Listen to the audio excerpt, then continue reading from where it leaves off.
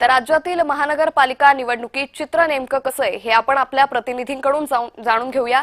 यासाठी मुंबईतून आमचे प्रतिनिधी मनोज दयाकर, ठाण्यामधून कुणाल भोईटे, पिंपरी चिंचवडमधून अविनाश परबत, नाशिकमधून किरण गोटूर, त्याचबरोबर नागपूरमधून तेजस मोहतुरे आणि छत्रपती संभाजीनगरमधून विजय चिडे हे जोडले गेलेत। या सगळ्यांकडून आपण या आगामी महानगरपालिकांचं एकंदरीत चित्र काय हे जाणून घेऊया। सर्वात पहिले मी जाते मुंबईतून मनोज दयाकर आपल्यासोबत जोडलेले आहेत। मनोज, आपण पाहतोय की आज अर्जांची छाननी प्रक्रिया पार पडेल आणि त्यानंतर 2 जानेवारीला या उमेदवारांना आपले अर्ज मागे घेता येणार आहे। मुंबईचं एकंदरीत चित्र कसं आहे? नक्कीच अंकिता, आपण बघितलं मुंबई महानगरपालिकेची निवडणूक ही 15 तारखेला आहे आणि त्या अगोदर कालच आपण बघितलं उमेदवारी अर्ज भरण्याचा शेवटचा दिवस देखील संपलेला आहे आणि आज सर्व अर्जाची छाननी होणार आहे आणि त्यानंतर आपण बघितलं 2 तारखेला या ठिकाणी जे उमेदवार बाद आहेत ते या ठिकाणी नसणार आहेत, पण जे उमेदवारांची यादी त्या ठिकाणी डिक्लेअर होणार आहे। पण आपण बघितलं यामध्ये 227 वॉर्ड आणि त्यामध्ये मोठ्या प्रमाणामध्ये भाजप आणि एकनाथ शिंदेची मुंबईमध्ये युतीही झालेली आहे। तसंच उद्धव ठाकरे आणि राज ठाकरे यांची देखील युती झालेली आहे आणि संपूर्ण आपण बघितलं तर या याच्यामध्ये महानगरपालिकेमध्ये 2000 पेक्षा अधिक नागरिकांनी या ठिकाणी आपला उमेदवारी अर्ज हा दाखल केलेला आहे आणि त्यामधून आता आज छाननी होणार आणि त्यामधून किती जणांचं उमेदवारांचं अर्ज हे बाद होतं हे देखील तितकंच पाहणं महत्त्वाचं ठरणार आणि त्यानंतर कोणती यादी देखील समोर येते हे देखील तेवढंच महत्त्वाचं। आणि आपण मिळतो 3 तारखेला उमेदवारी मागे घेण्याचं देखील हे, त्यामुळे मोठी अडचण ही आता पक्षांना होणार आहे, कारण की मोठ्या संख्येने इच्छुक उमेदवारांनी या ठिकाणी आपला अर्ज देखील भरलेला आणि आपण घडामोडी देखील भरलेत। काही जे उमेदवारी ज्यांना दिली नाही ते मोठ्या प्रमाणात नाराजी देखील झाली आणि त्यांनी बंडखोरी देखील या ठिकाणी मोठ्या प्रमाणामध्ये केलेली आहे। त्यामुळे आपण मिळतो आता अर्ज छाननीनंतर किती जणांचे फॉर्म बाद होतात आणि त्यानंतर किती जणांना उमेदवारी पुन्हा मागे घ्यावी लागते हे देखील तेवढंच पाहणं महत्त्वाचं ठरणार आहे। अंकिता, निश्चित मनोज, तुम्ही असेच जोडलेले राहा, आणखी या संदर्भातले तपशील आम्ही घेत राहू। तर ठाण्यात ठाकरे गट आणि शिवसेनेची नवी खेळी पाहायला मिळते। उमेदवारी अर्ज भरूनही उमेदवारांची यादी मात्र अजून गुलदस्त्यात आहे। उमेदवारी न दिल्यानं शिवसेनेत नाराजी नाट्य दिसून येत आहे। ठाण्यात शिवसेना भाजप एकत्र लढणार आहे, तर राष्ट्रवादीचा मात्र स्वबळाचा नारा आहे। ठाकरे गट, शरद पवार गट, त्याचबरोबर मनसे हे एकत्र लढणार आहे। त्यामुळे युती आणि आघाडी अशी यावेळी समीकरणं जरी दिसत असली तरी राष्ट्रवादी मात्र स्वबळावर लढतीये। मात्र याच वेळी शिवसेना आणि ठाकरे गटाची मात्र नवी खेळी ही पाहायला मिळते। तर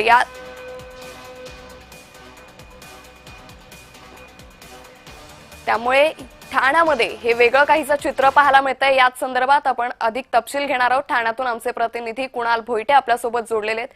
कुणाल, आपण पाहतोय ठाण्यामध्ये हे वेगळं चित्र म्हणजे वेगळी रणनीती ठाकरे गटाची आणि शिवसेनेची पाहायला मिळते। उमेदवारी अर्ज भरून झालेला आहे, मात्र उमेदवारांची यादी गुलदस्त्यात ठेवली आहे। काय नेमकी ही रणनीती? अंकिता, एकंदरीत पाहायचं झालं तर काल ज्याप्रमाणे एबी फॉर्मचं वाटप करण्यात आलं आणि त्यानंतर सर्वच जे नाराज आहेत, इच्छुक उमेदवार जे नाराज होते त्यांनी अपक्ष देखील फॉर्म भरलेला आहे। त्यामुळे संपूर्ण जी यादी आहे म्हणजे 87 जागांवरती शिवसेना लढते, मात्र या 87 जागांवर कोण कुठल्या जागेवर लढतंय ही अद्याप यादी दिलेली नाहीये। कारण जे काही नाराज आहेत नाराजीचा सूर मोठ्या प्रमाणात होता, अनेक जणांनी राजीनामा देखील दिलेले आहेत। युवा सेनेमधून देखील मोठ्या प्रमाणात राजीनामे जे आहेत ते आलेले आहेत। त्यामुळे ही जी यादी आहे ती कुठेतरी गुलदस्त्यात ठेवण्यात आलेली आहे। त्यामुळे एकंदरीत पाहायचं झालं तर या सगळ्या संदर्भात आता शिवसेना कधीपर्यंत यादी जाहीर करते हे पाहणं महत्त्वाचं असणार आहे, कारण अद्याप यादी जी आहे ती जाहीर करण्यात आलेली नाहीये। निश्चित कुणाल, तुम्ही असेच जोडलेले राहा। आता वळूयात आपण पुढच्या बातमीकडे। बातमी नाशिकमधून। नाशिकात अनेक नाटकीय घडामोडींनंतर भाजप स्वबळावर लढतीये। भाजप 122 पैकी 118 जागांवर लढणार आहे, तर मुस्लिम बहुल भाग प्रभाग क्रमांक 14 मध्ये उमेदवारी नाहीये। शिवसेना 100 तर राष्ट्रवादीचे 35 जागांवर उमेदवार आहेत। ठाकरे बंधू 65 जागा तर शरद पवार गट 35 जागांवर लढतोय।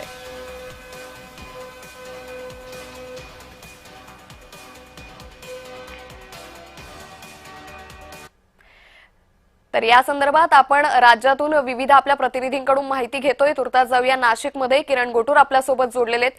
किरण, आपण पाहतोय अगदी सुरुवातीपासूनच नाशिकमध्ये युती असेल किंवा आघाडी असेल, दोघांकडूनही कुठली स्पष्टता देण्यात आली नव्हती।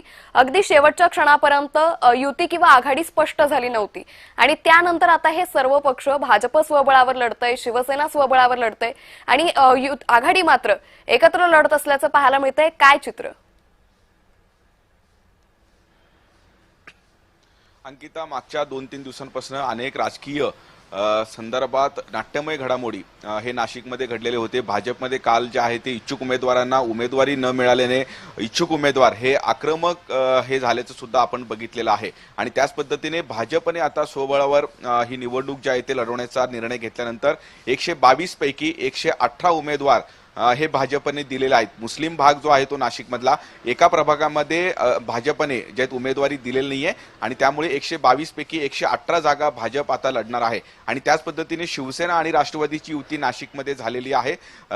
शिवसेनेने 80 ते 85 जागा लढण्याचा निर्णय घेतलेला आहे आणि राष्ट्रवादी अजित पवार गटाने जवळपास 40 ते 45 जागा लढण्याचा निर्णय घेतलेला आहे। त्यामुळे या दोघांमध्ये ही जी युती झालेली आहे त्यामुळे भाजप विरुद्ध राष्ट्रवादी शिवसेना अशा पद्धतीचा संघर्ष जो आहे तो आपल्याला नाशिकमध्ये बघायला मिळणार आहे आणि त्याच पद्धतीने महाविकास आघाडीने मात्र एकत्र येऊन निवडणूक लढण्याचा निर्णय घेतलेला आहे। महाविकास आघाडीमध्ये उद्धव ठाकरेंची शिवसेना, मनसे, राष्ट्रवादी काँग्रेस आणि काँग्रेस असे हे सगळे पक्ष एकत्र आलेले आहेत आणि उद्धव ठाकरे गट हे मोठा भाऊ महाविकास आघाडीमध्ये असणार आहे।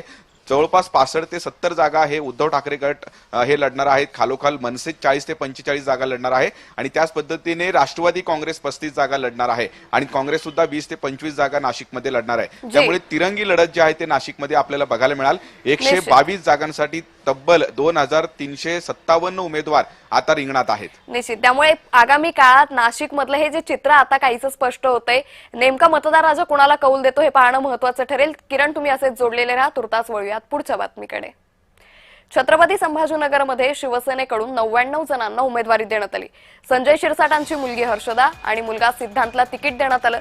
आमदार प्रदीप जयस्वाल यांच्या मुलालाही उमेदवारी देण्यात आली। 3 माजी महापौरांसह 20 माजी नगरसेवकांचा समावेश यामध्ये करण्यात आलेला आहे।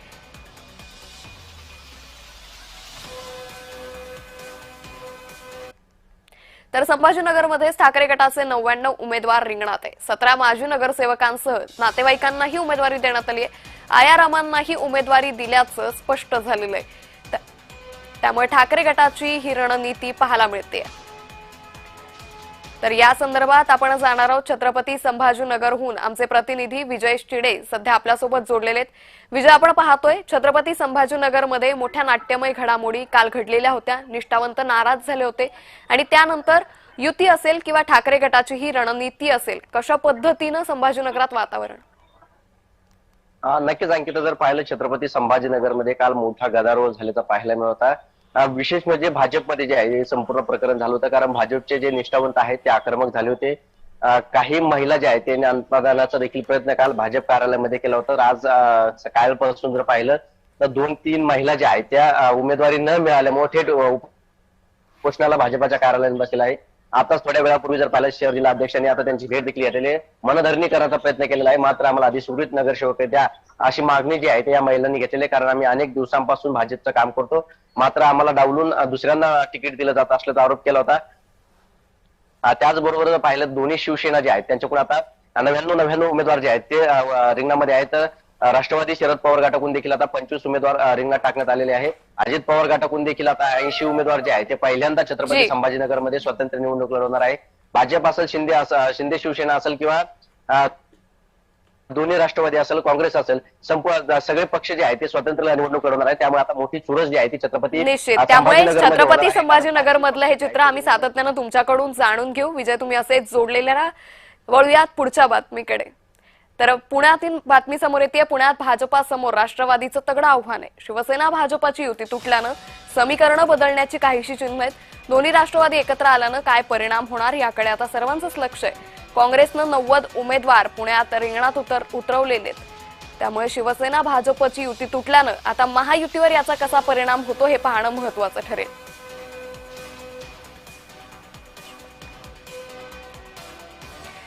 तर या संदर्भात राज्यभरातून आपले प्रतिनिधी आपल्याला माहिती देत आहेत। आता आपण जाणार आहोत पुण्यामध्ये।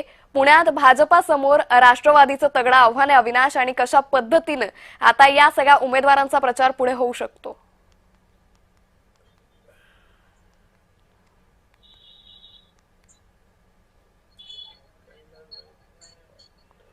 अविनाश, माझा आवाज तुमच्यापर्यंत पोहोचतोय? तर काही तांत्रिक अडचणींमुळे आमच्या प्रतिनिधींशी आमचा संपर्क होऊ शकत नाहीये, मात्र पुण्यातलं हे चित्र आपण पाहतोय। पुणे महापालिका निवडणुकीचे अपडेट। भाजप शिवसेनेची युतीची चर्चा सातत्यानं होत होती, मात्र ही युती अचानक तुटल्यामुळे आता याचा परिणाम कशा पद्धतीने युतीवर होतो आणि याचा फायदा आघाडीला होऊ शकतो का हे पाहणं महत्त्वाचं ठरणार आहे।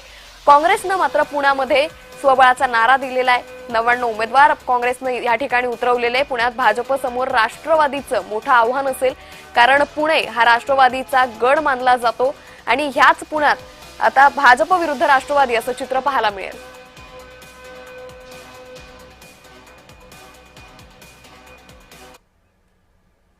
बातमी नागपूरमधून। नागपुरात 151 जागांसाठी 1457 उमेदवार रिंगणात आहे।